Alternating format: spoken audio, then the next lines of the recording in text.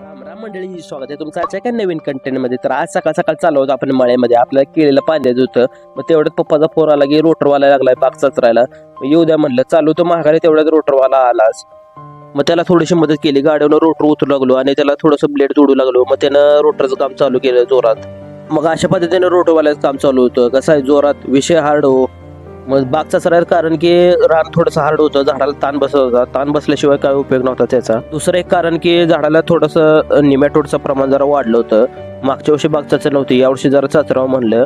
रोटरवाल्याचं काम जोरात चालू होतं. मग आपल्या दुसरं एक काम होतं, मग रानात लेबर होते ज्वारी मोडायला. मग अशा पद्धतीने आपल्याला ज्वारी मोडल्यानंतर पेंढर रचायचे होते बघा.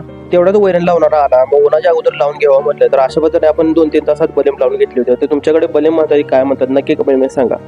संध्याकाळी आपल्याला एक काम होतं. मग आंबोशाला खोडं धुतली नव्हती डाळिंबाची. मग आता खोडं धुवावं म्हटलं. अशा पद्धतीने खोडं धुण्याचं काम चालू होतं बघा. तर कसा वाटलं बघ नक्की कमेंटमध्ये सांगा. पुन्हा भेटून नेक्स्ट ब्लॉगमध्ये.